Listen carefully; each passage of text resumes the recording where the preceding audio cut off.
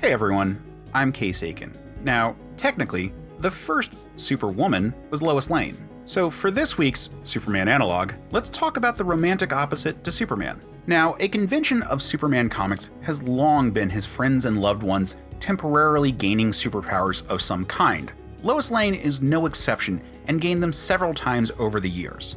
Sometimes this was used to set her up as Superman's equal, and other times to flip the role. And sometimes this also happened to her rival, Lana Lang, and you can bet your ass that I'm going to discuss her too. Hell, it was such a trope of the series that Grant Morrison covered it in All-Star Superman, where they emphasized how compelling the underlying person was, regardless of the powers. And in media that dissects the Superman mythos, we usually see some version of it, such as in Alan Moore's Supreme run, with the character Judy Jordan. Not that I'm trying to feed into that particular rivalry between Morrison and Moore, but particularly Lois Lane gaining superpowers has been such a trope of the series that we have seen it many times.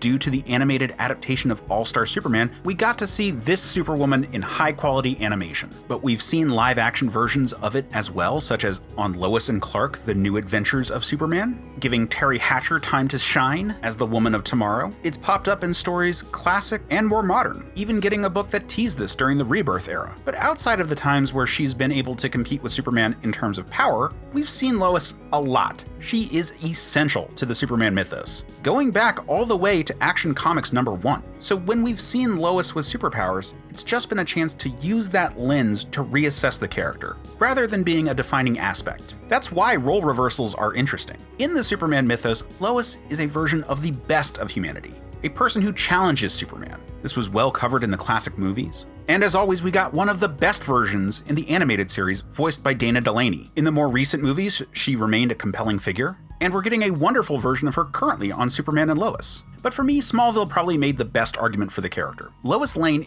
represents very important facets of humanity: cunning, grace, curiosity, warmth, charm, empathy, inspiration. And in the earlier seasons, they teased these in separate characters, and when she was introduced, she became a nexus through which Clark could see the value of humanity as a whole.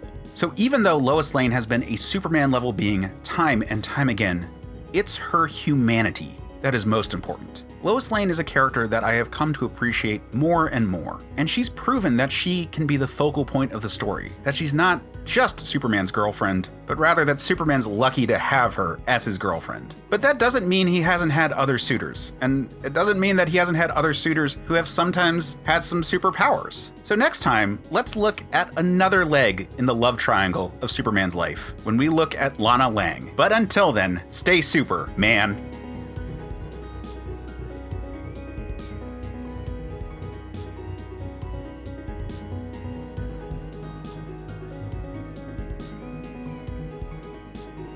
Hey, and this is the part of the video where I want to thank you for watching. I just really appreciate it. It's so cool that we're able to just gush about things that we really find interesting and care about out on the internet and, find our community. So thank you all for being here and sharing in this love of such a cool power fantasy and how it can drive us to be better people in the real world. But if you want more of this kind of material, you should check out the podcast that goes along with it. It's called Men of Steel. You can find it at certainpov.com or wherever you get your podcasts. We've got also a ton of other great shows with lots of really creative people doing really cool stuff. So you should check out all of those shows. I want to give a particular shout out to my buddy Pat Edwards, who is currently crowdfunding for a D&D sourcebook that he's writing. It's called The Black Ballad, and it is a romp through the afterlife. So if you've ever been a dungeon master trying to figure out what to do with your players after they've had an accidental TPK, well, here you go. This is an adventure in the afterlife for all your characters, so check that out. The link is down below. It's a really cool adventure. I've gotten a chance to see a lot of it and playtest some of it, so you should absolutely check that out. But otherwise, just have a great week.